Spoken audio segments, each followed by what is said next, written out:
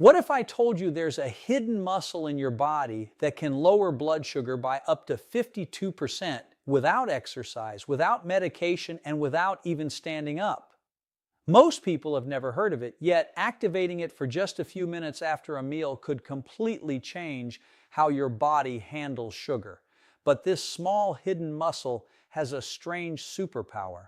When it goes to work, it can pull sugar straight out of your blood without your pancreas lifting a finger. A peer-reviewed study from the University of Houston put real numbers on it. People who switch this muscle on while sitting down, yes, sitting cut their after-meal blood sugar spike by roughly half.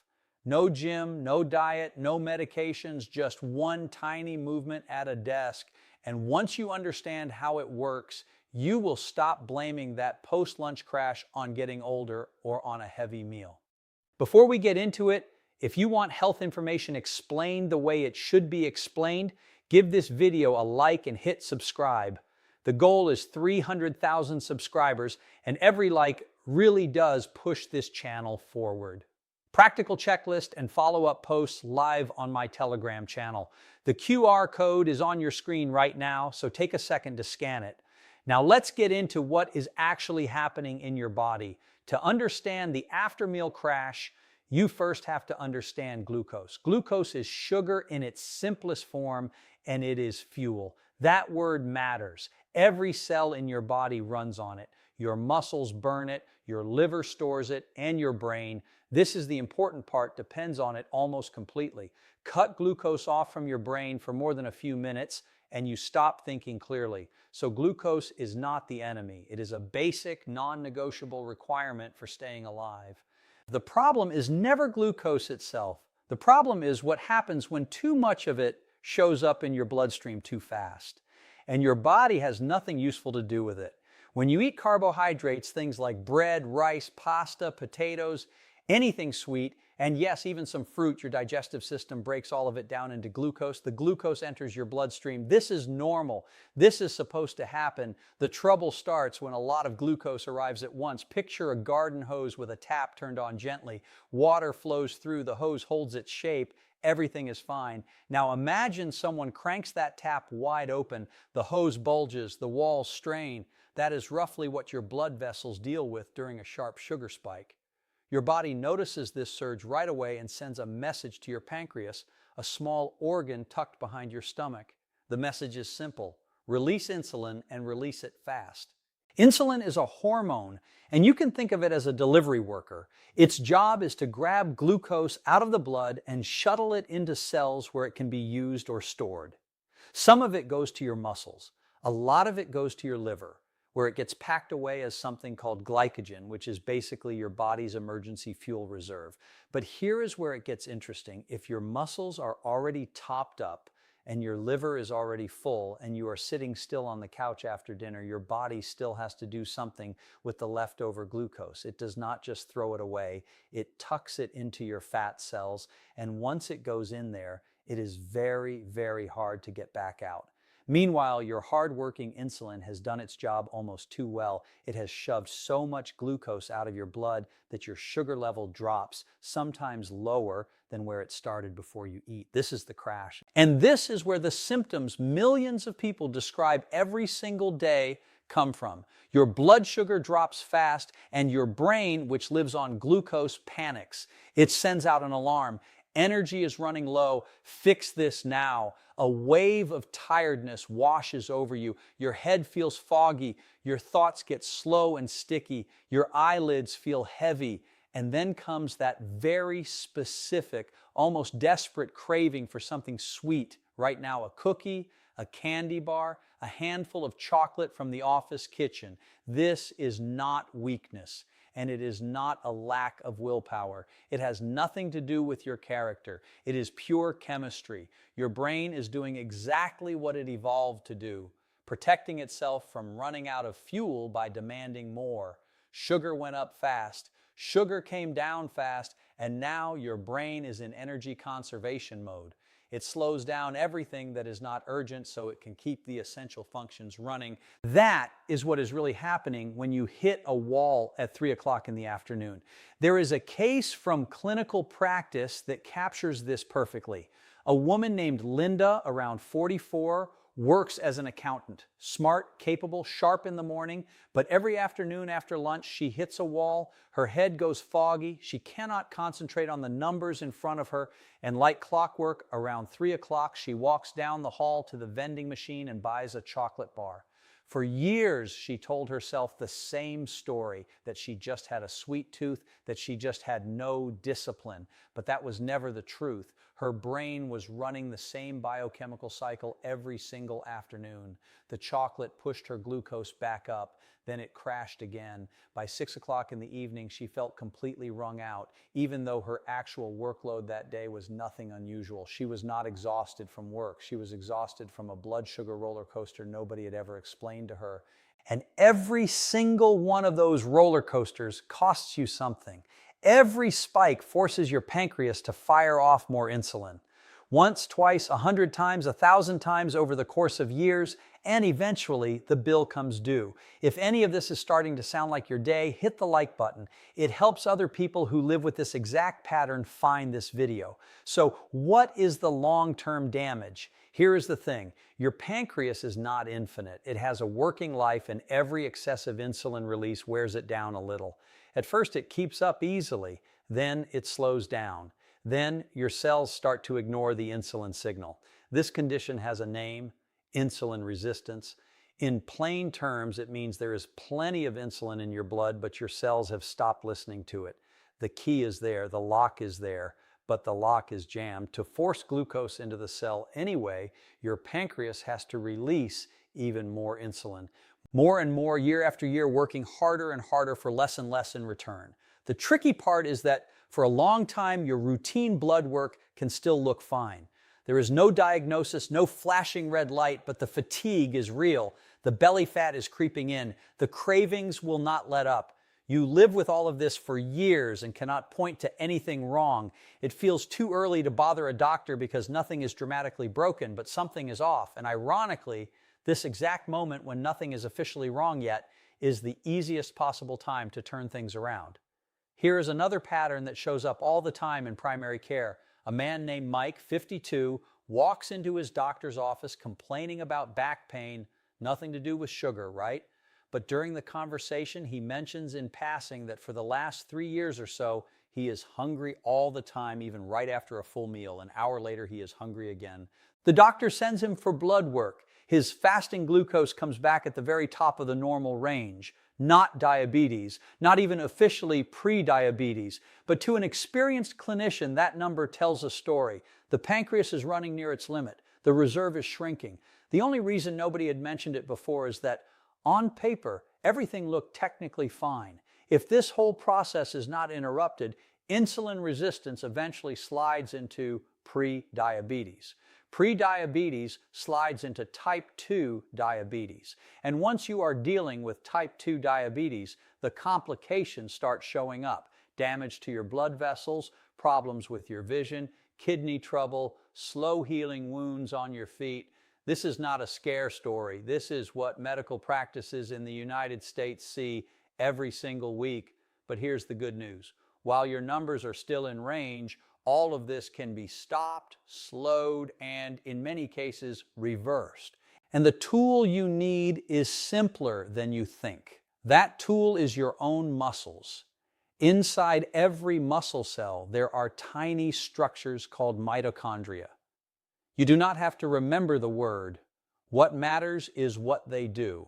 They work like little furnaces. They grab glucose out of your blood, burn it, and turn it into energy for movement and heat. While you are sitting completely still, those furnaces are running on a low pilot light. They need almost no fuel. But the second a muscle starts to contract, those furnaces flare up. They start burning glucose at a much higher rate. Here's where it gets really interesting. Normally, glucose has to use insulin as a key to unlock the cell door. No insulin, no entry. But a working muscle has a back door. It opens its own door, no key required.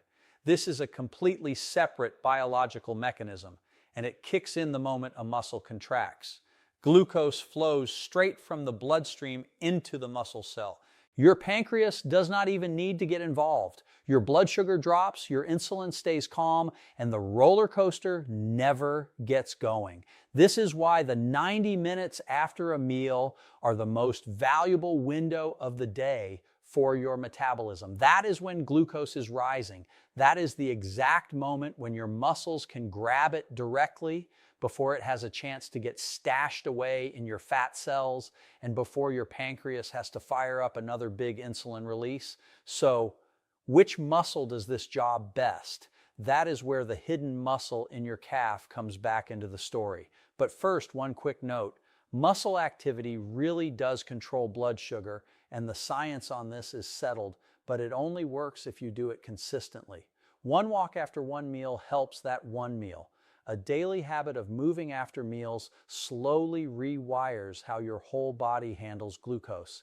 Your cells become more sensitive to insulin, your muscles become hungrier for sugar, your whole metabolism shifts. The magic word here is consistency, not intensity. Now, the muscle. On the back of your lower leg, just below the knee, there are two main muscles stacked on top of each other. The one you can see the bulge in your calf is called the gastrocnemius. That is the muscle that flexes when you stand on your toes. But underneath it, deeper inside the leg, sits a second muscle called the soleus. Most people have no idea it is there. It does not show in the mirror. You cannot really feel it on its own. And yet, pound for pound, when it comes to pulling glucose out of your bloodstream, no other muscle in your body matches it. A few years ago, researchers at the University of Houston ran an experiment that turned a lot of heads in the science world. Their study was published in the peer-reviewed journal iScience in the year 2022. They had people sit in a chair and do one very simple movement after eating, lifting and lowering their heels while keeping the toes on the floor. You could be working at a computer, watching television, talking on the phone. Nothing about your day had to change. The only thing moving was the back of your foot. The results stunned even the researchers themselves. The after-meal glucose spike dropped by roughly 52%. Insulin release dropped by close to 60%. That second number is huge. It means the pancreas barely had to engage. The soleus was pulling glucose out of the bloodstream so fast that a big insulin response simply was not needed. You can try this right now while you're watching this video. Plant both feet flat on the floor. Keep your toes pressed down. Now just lift your heels up slowly and let them back down. Up, down, at your own pace. No rush, no force. You can do this at your desk. You can do it on the couch. You can do it in a coffee shop, and nobody around you will even notice. 10 to 15 minutes of this after a meal is enough to make a real measurable difference. The soleus is the most efficient single tool, but it is not the only one. The more muscles you get involved after a meal, your legs, back, core, and arms, the more glucose leaves your bloodstream and the faster it goes. There are a few more options, and all of them fit into a normal day without any special planning. The first is a walk after eating. In one study, 2 groups were given the same meal. One group sat quietly afterward. The other group took a 10-minute walk at an easy pace. The walking group's blood sugar peak was roughly half of what the sitting group experienced. We are not talking about an hour on the treadmill. We are not talking about interval training. 10 minutes, easy pace. The route does not matter. You can step outside. You can walk laps around your living room while scrolling your phone. You can climb the stairs in your building a few times. The only rule is to move instead of sitting. The second option is squats, and they work even faster. The reason is simple. Squats fire up the biggest muscles in your entire body, your thighs and your glutes.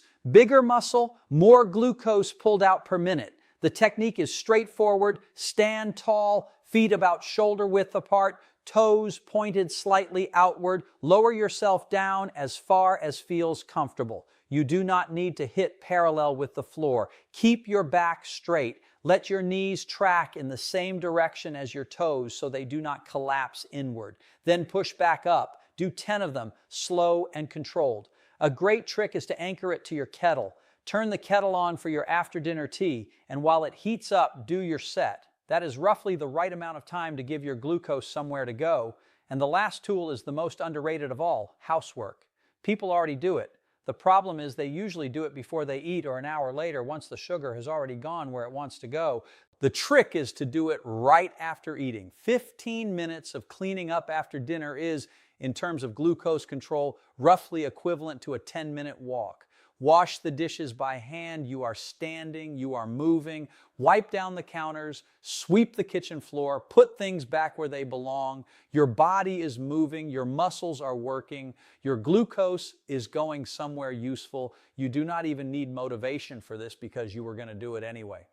Here is what I love about these 4 tools. You do not need to rearrange your life around them.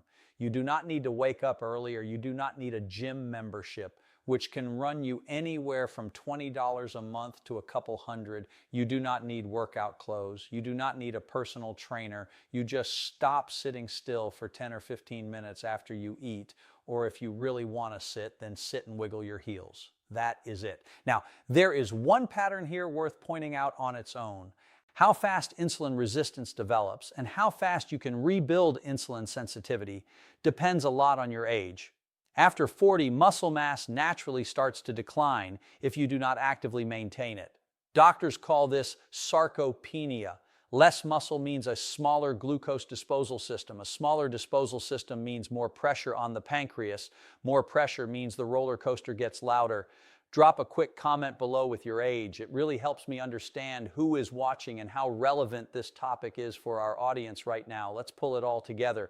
In the short term, if you start moving right after meals, you will feel the difference within a few days. That post-lunch fog will fade, your head will feel clearer in the afternoon, your energy will stop falling off a cliff an hour after eating, and that pulling, urgent craving for something sweet will quietly start to lose its grip. In the long term, you are doing something even more important. You are taking the load off your pancreas. Every time your muscles handle glucose directly, your pancreas gets a break. Year after year, those breaks add up. That is the difference between staying metabolically healthy into your 60s and 70s and slowly drifting toward insulin resistance, prediabetes, and type 2 diabetes.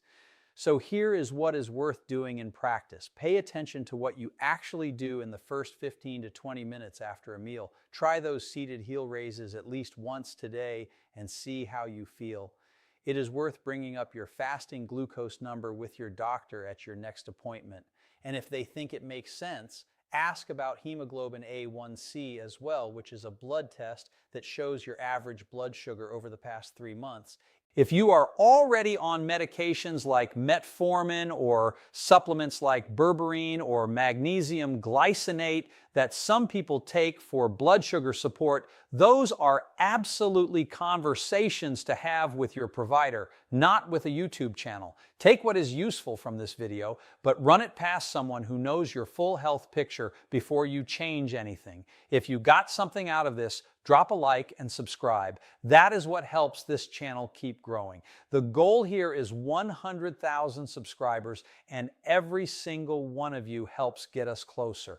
For the practical takeaway version of this video, scan the QR code on your screen. That's my Telegram channel where the checklists and follow-up posts live.